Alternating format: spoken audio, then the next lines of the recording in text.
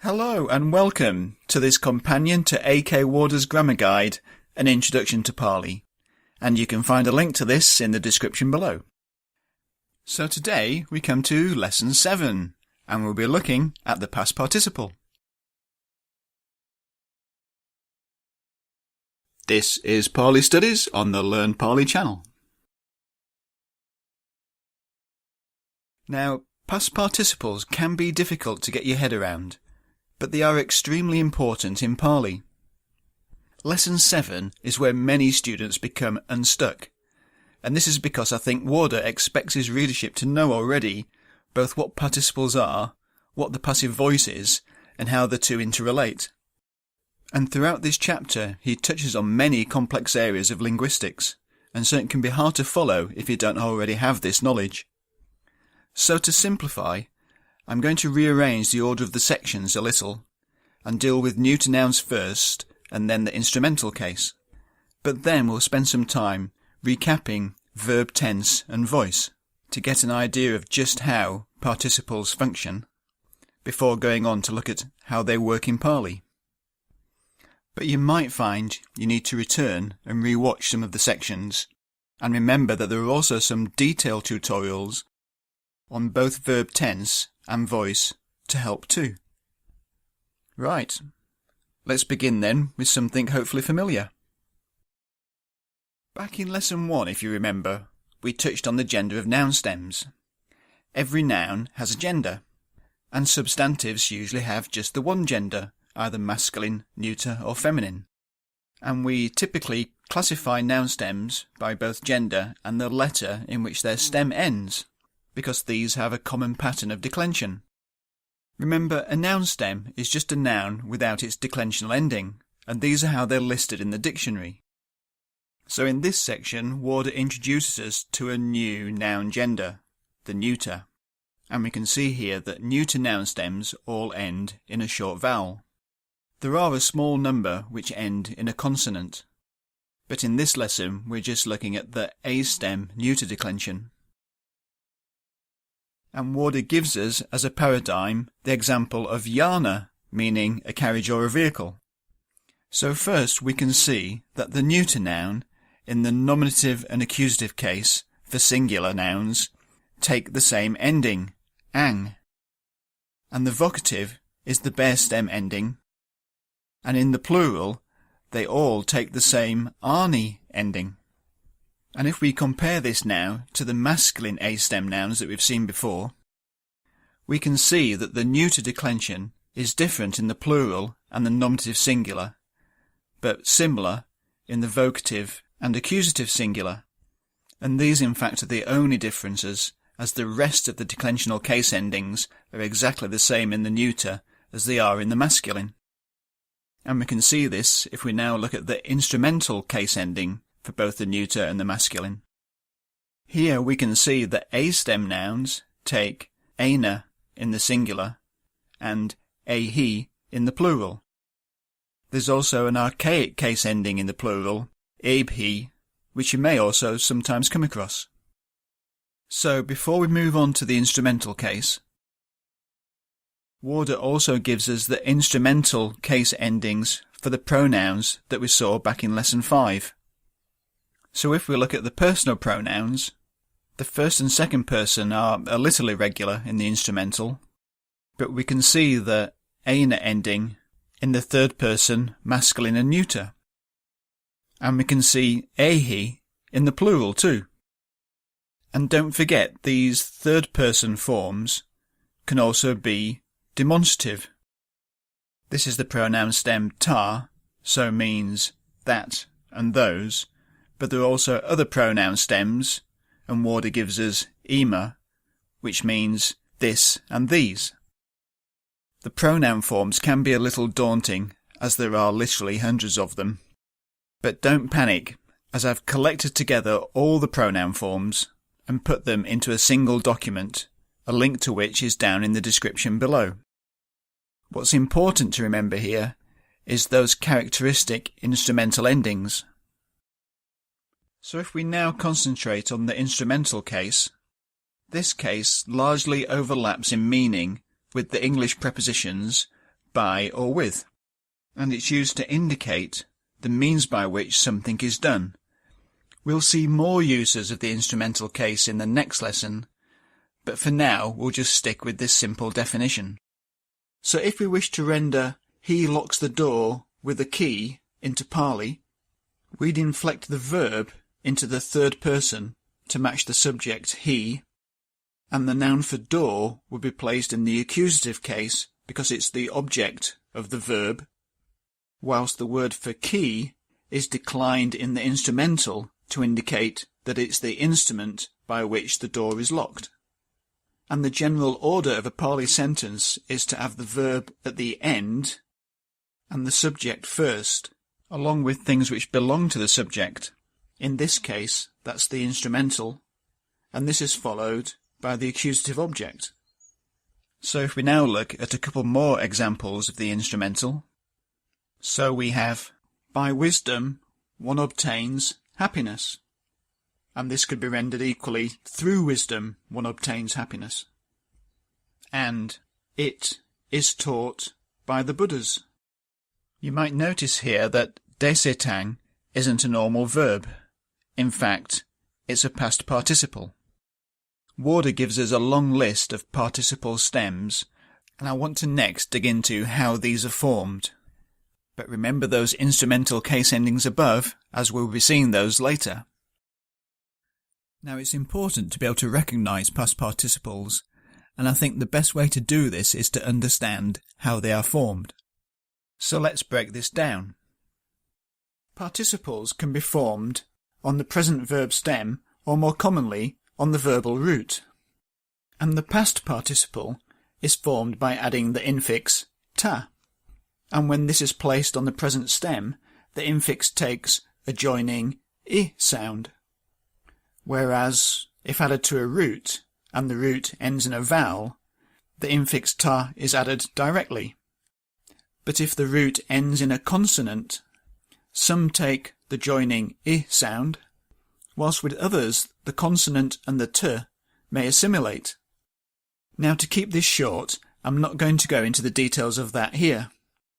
But generally, this results in the duplication of the t sound. Finally, for verbal roots which end in an r or an n, these can be dropped before taking the infix ta directly. And sometimes a final m is dropped too, though these also often assimilate, resulting in nutta. So notice that the distinctive feature in all of these is that ta ending. But it's important to realise that these are just the base forms, and these then need to be declined. So in this table, I've placed the nominative ending of the masculine and the new neuter gender that we've just seen, and for completeness, the feminine also. So if we now look at our last example, tang desetang budehi, we can recognise that desetang is a past participle which has been formed on the present stem, and this then declines in the neuter singular in order to agree with its subject, which is the pronoun tang. And if we now take one of Warder's examples, we have approached. The root verb upasang kam, to approach, takes the infix ta, and the m and the t assimilate to result in upasang kanta. And this then has to be declined to match its subject, here the pronoun we, and so it takes the plural nominative declension. We have approached, or we have arrived. Well, that's a brief look at the formation and declension of past participles.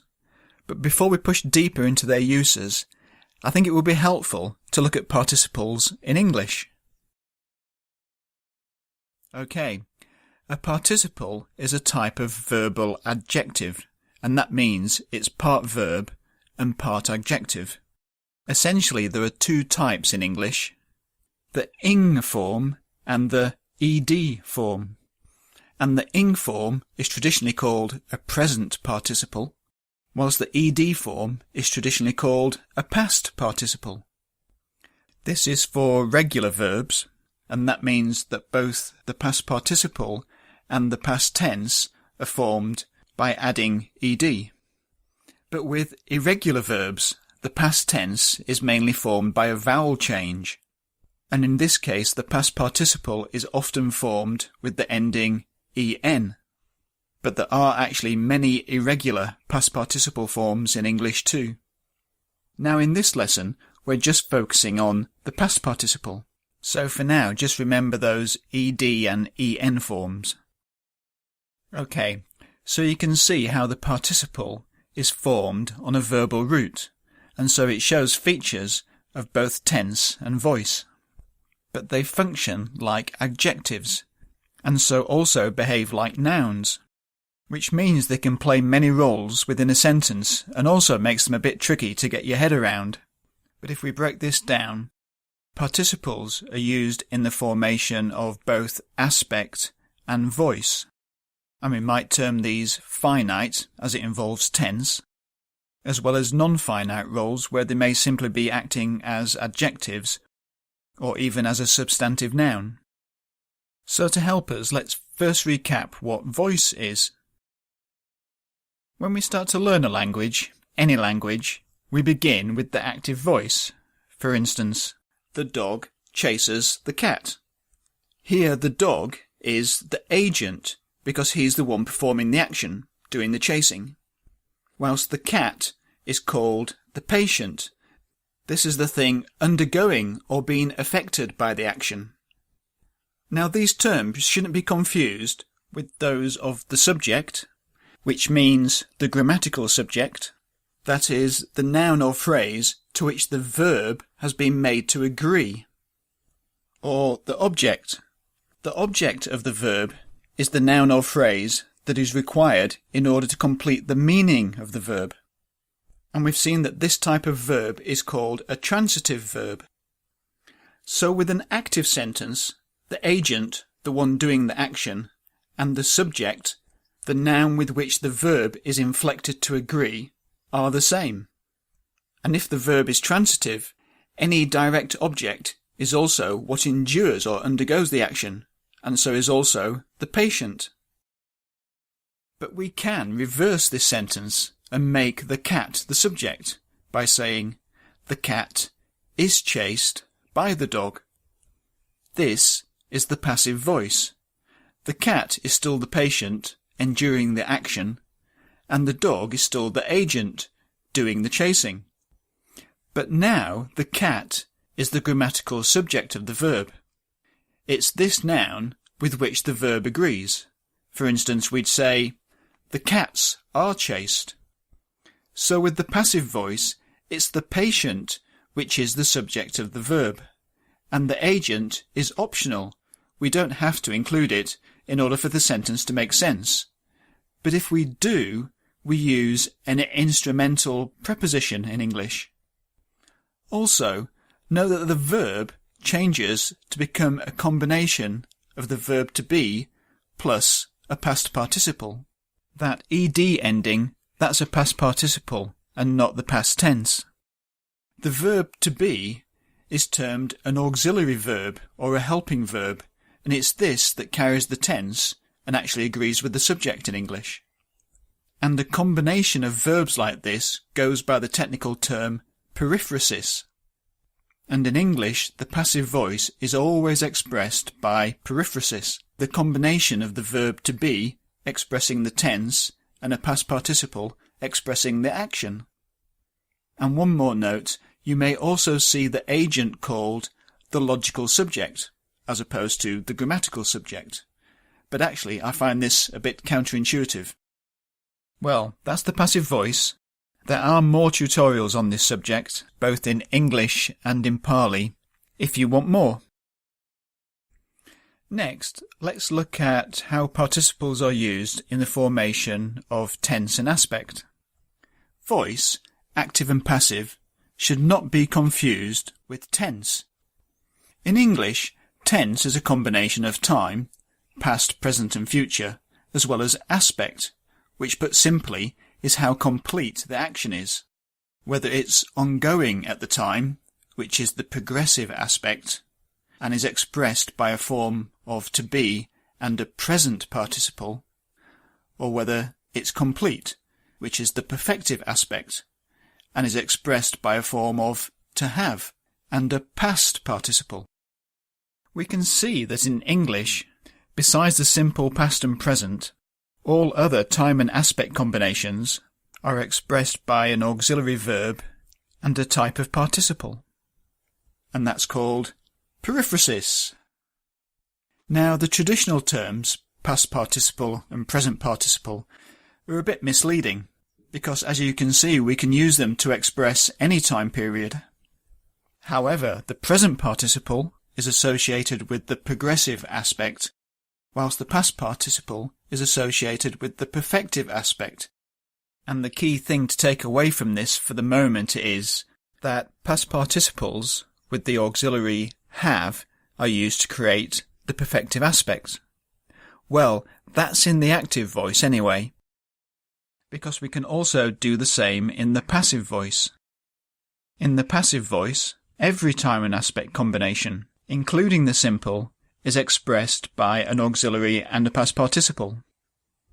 So the simple aspect takes a form of to be and a past participle, I am seen, whilst the progressive takes a form of to be and being plus a past participle, I am being seen, whereas the perfective takes a form of to have and been and then a past participle, I have been seen. And if you want more on aspect and tense in English, there are some more tutorials. So I hope you understand now just how important participles are in the formation of both tense and aspect. Okay, so now I think we're ready to go back and look at past participles in Pali. So we said that participles were part verb and part adjective, and we've seen that they're based on a verbal root and show features of both tense and voice like a verb, but they function like an adjective, and so they decline like nouns, taking case, number and gender, rather than inflecting like a verb. And if we now remind ourselves of the roles that they play, we've just seen how they're used in the creation of aspect, both in the active and passive voice, but they also can be simply used as adjectives to qualify another noun, or occasionally, like any adjective in Pali, they can act as a noun themselves. So let's now take a look at each of these functions in turn. First, let's take the active voice. Unlike English, the past participle is very much associated with the perfective verb aspect. And also like English, we can think of this as being created by a combination of a past participle with an auxiliary verb. And in Pali, this can be any form of the verbs us, who, or bu, which all mean to be. Now each is used in a slightly different way, and we'll see more of this in lesson 24, hopefully. But for now, when a past participle is used to create a finite verb tense, it will be in the nominative case and will also agree in both number and gender with the subject, whilst the auxiliary, being a verb, will agree in both person and number with that subject. So these are the longhand forms of I have arrived and you have arrived. Literally, I have come and you have come. Both express the present perfective tense, and note it's the subject doing the action, and so therefore it's active voice. And as we've seen before, because the verb ending implies any subject pronoun, it's quite common to drop this pronoun, which will just leave the auxiliary and the past participle. And you might also find that the initial a of an us verb is elided after a vowel, as these sounds tend to run into one another. And conversely, it's common also to include the pronoun but drop the auxiliary, as it's acting as a copula, linking the participle to the subject. In fact, this is probably the most common construction, especially in the third person, that is, when the subject is anything other than I or you. So it's quite common to see a subject noun followed by a past participle without any auxiliary. So there are three different variations here that are all used to express the same meaning. And to render these into English, we simply use a form of the verb to have, has, had, etc., and the past participle. But past participles used in the active voice are actually quite rare. In fact, they're restricted to just those formed on intransitive verbs, and especially to verbs of motion, like to come or go, as we've just seen. But past participles used to create the passive voice are, by comparison, very common, and these are formed from transitive verbs, as it's the patient that becomes the subject. So let's now look at the passive voice. So in the passive voice, remember, it's the subject of the verb that is undergoing or experiencing the action.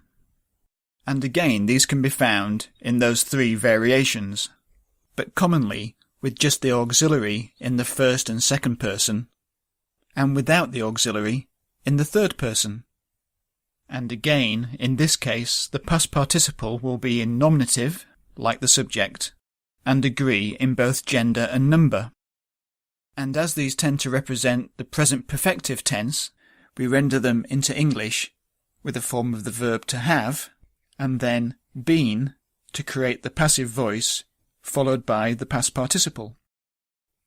So now, if we look at the examples given by Warder, Evan May Sutang, May is a first-person pronoun in the instrumental case, meaning by me, and Sutang is the past participle of the verb meaning to hear, and it's in nominative singular. There's no specific subject, and when the subject is impersonal like this, it's quite common to put the past participle in the neuter gender. So we can render this, it has been heard, and we get literally, thus by me, it has been heard. And if we look at the next one, Maya ime satar nimitar, we can see here from the tar ending that nimitar is a past participle, here meaning created, and ime is a third-person plural pronoun, meaning these, and satar, meaning beings or creatures, is also nominative and plural. And nimitar agrees with these in gender, case and number. So these beings are the subject. They are what is being created. And mea is a first-person instrumental pronoun, meaning by me. And so here this is the agent, the one doing the creating. By me, these beings have been created. So we can take a few things away from this. First is that the subject, that is the grammatical subject, will always be marked by the nominative case irrelevant of voice. And a telltale feature of the passive voice is that if the agent is expressed, it will be in instrumental case. If there's no agent in instrumental, it's a good idea to check if the verb is intransitive or not, in which case the sentence will be active. But if the subject is undergoing the action, and the past participle is from a transitive verb, or there's an agent in instrumental case, then it's likely to be in the passive voice. And one final point is that, as English tends to favour the active voice, many translators flip passive sentences into the active voice by making any agent into the subject of the sentence. So the last examples can be rendered, thus I have heard, and I have created these beings. Well, now we can move on to the non-finite cases. As adjectives, past participles agree with the number, case and gender of the nouns they qualify. So here the past participle is merely qualifying the subject noun, and so is in masculine nominative singular to agree with Brahmano. And of course they can also qualify object nouns, in which case they'll take the accusative. And occasionally there may also be a subject complement, that is where a copular or linking verb is implied. And finally, past participles, like any adjective in Pali, can also on occasion act as a noun, in which case they will always take the neuter gender. For example, here barsitang is the past participle of the verb to speak, literally meaning spoken. But here it's been used as a noun to mean that which was spoken, or the speech has been heard. The important thing to take away from all this is to see how past participles are part verb and part adjective. And so when used as a verb, they have features of both aspect and voice. But they can also be used as an adjective, where they simply qualify another noun. Well, thank you for sticking with this. As I know that many struggle with Lesson 7, I've tried to explain the sections as clearly as I can. Have a go at Exercise 7. The answers are no longer in the appendix, as the first 6 were, but I will give you a link to them in the next lesson. And feel free to check out the other tutorials on voice and tense if you need more help. And in the next lesson we'll be looking in more detail at the instrumental case, as well as present participles.